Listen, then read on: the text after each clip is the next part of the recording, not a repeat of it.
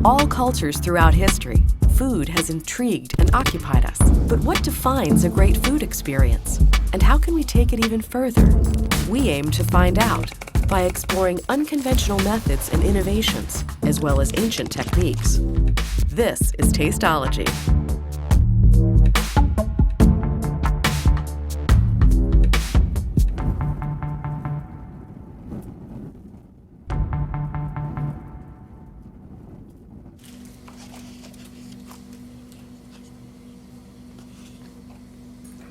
You see?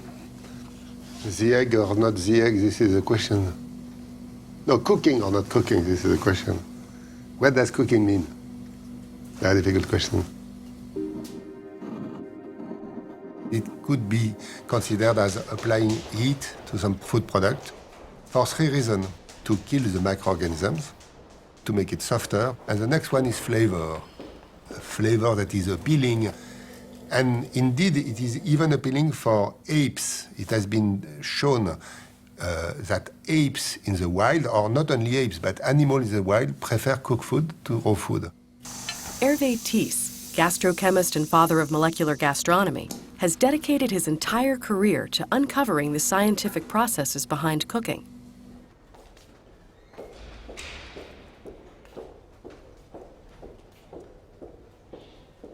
In 1996, 1997, I discovered that this cooking is not a question of time, it's a question of temperature. I wanted to demonstrate my theory. So I made an egg at 61, 62, 63, 64 for hours. And I discovered that at 67, 68, the yolk was like a pomade.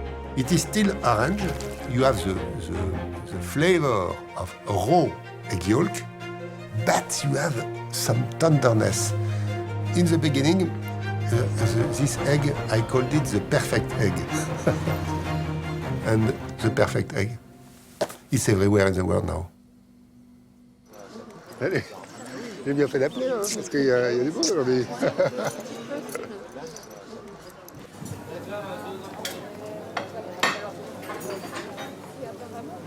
Ah oui, mais le velouté, oui, oui. Ah ouais, d'accord.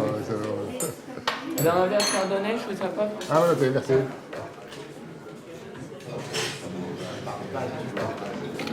This one is a modern sauce. There is nothing apparently new. And this is the yolk, probably at 68. At 68, it is very soft. No, it's slightly over 68. It's probably 68.5. It's very soft. You have the taste of raw egg. It is well done. You know, the question about eggs is funny because eggs for me is only an educational tool. In the egg, you have the proteins. So you understand meat, you understand fish, you understand everything. And you see that boiling water gives a bad result. So below, it was called low temperature cooking. Although the studies of low temperature cooking are quite new, it's a technique that has been used throughout history, all around the world. Steaming, for example, has always been an important part of Colombian cuisine, a method that's making its way back into fine dining, thanks to chefs like Catalina Vélez. Trained in the toughest of schools and kitchens in Paris and the US, Catalina returned to her home, Colombia, to explore her own cooking heritage.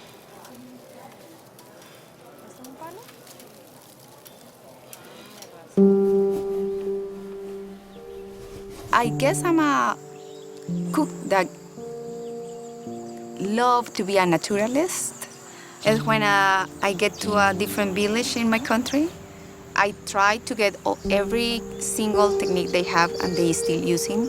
I try to put it in my kitchen in a new way.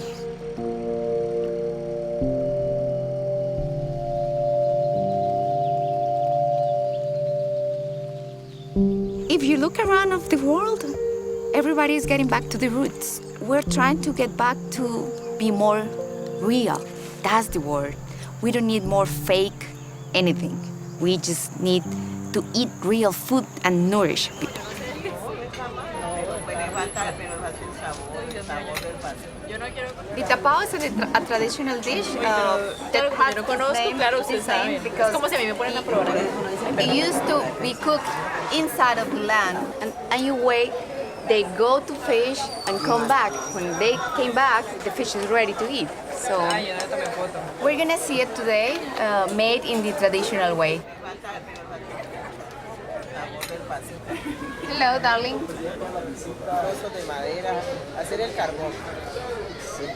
I have a community that I love. It's Humanismar.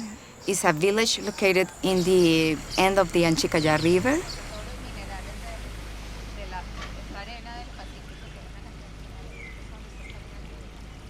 They do the tapao. It consists in you open a hole in the sand. You start some fire with wood or some stones. Then you put some whatever you have, like little leaves or whatever, helps you to keep the food far away from the fire. We're gonna use fish that already is dry with salt, some bananas. They're green bananas and herbs, azote herbs. And we cover the fish, and what we do is just put it in this leaf. So this big leaf is helping us to keep the fire from the food. You get a lot of steam that comes from the wrapping up in the leaves. The steam gets only to 212 Fahrenheit, so all the time is the perfect temperature to cook a fish. When you have the right temperature, what you do is you seal the moisture inside of the liquids inside of the food you're cooking, like the fish in this case. At the same time, when you have the correct amount of time, what you do is to cook slow the food without breaking up the fibers. So you get a very delicious product in your mouth because it almost melts when you eat it. Imagine that you take a piece of meat. Okay, you put it in the oven as it was done before. If you have 1 kilogram, you finish with 700 grams. With low temperature cooking, you begin with 1 kilogram, you finish with almost 1 kilogram, you serve 1 kilogram, so you get what you paid for. When you use a cheap meat with low temperature cooking, then you get a wonderful result for a very cheap price. And it's even better than using meat for grilling at low temperature. So low temperature cooking applies to any kind of proteins. But for the vegetable, low temperature cooking is very bad. And you can make the experiment very easily. You take a pan, you put slices of carrots and water, and you heat at 50 Celsius. Imagine that you heat for 20 minutes. The carrots are hard like stones. If you try to cook these carrot slices afterwards, you don't succeed. Many see everyday cooking simply as heating up a product. Hervé This is of another opinion. As a result of his extensive research, This has divided cooking into 5 categories, each with its own advantages. There are many different ways of cooking. My proposal is to categorize this way, with contact by a solid, a liquid, or gas. Then there are the possibility of radiations, and finally there are some chemical way of cooking, like acids, salt, sugar, and different compounds like this that you can find in your kitchen. The brown products, you get them at higher temperature. But the time of cooking is shorter, and you get the crust with the contrast of consistency, and everything is better, if you like it. With the same meat, you can eat the meat in water. The effect is the same, but contrary to this result with a solid, you don't lose the juice, you make the stock. As long as you have water, the temperature cannot go over 100 Celsius degree.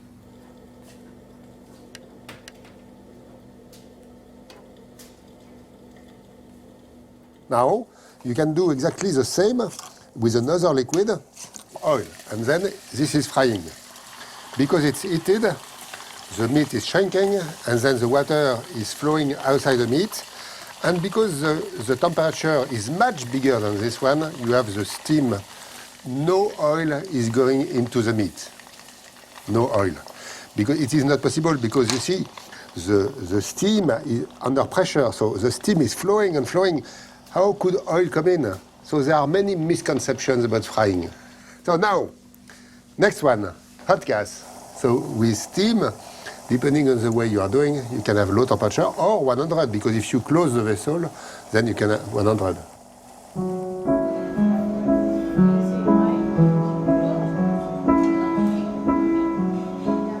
Colombia has many places where you can go and find those traditional methods of cooking. Every single cook is trying to get those techniques, because smoking is still being a very good flavor and very interesting flavor to get into the food. When you caramelize in a pan or in a grill, you get all the ingredients out and then you brown it. So the Maillard effect. Then steaming is perfect for get all the nutritional value of the food and get softer flavors, so you can mix them up. And I guess what we're doing right now, chefs around the world, is getting all those techniques mixed so you can get the best.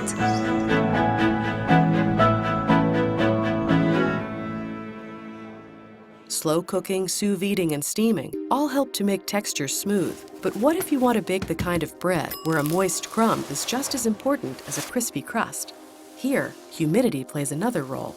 Moisture on the dough's surface creates more starch gel, and that leads to a crispier crust.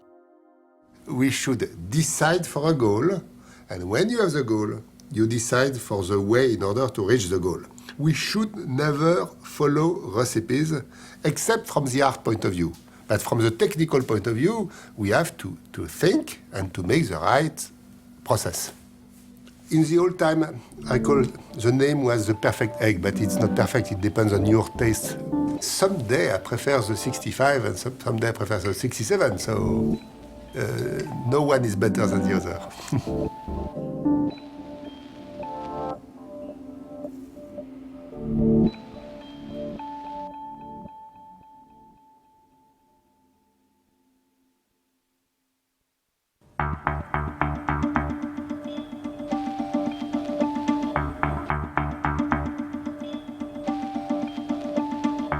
Sous vide was a well-kept secret in restaurant kitchens for years before AEG first brought it into the home. Sous vide, French but under vacuum, involves vacuum sealing the food in a bag and slowly cooking it in water or steam at a low, precisely controlled temperature. 56.5 degrees for a superb medium-rare steak, for instance.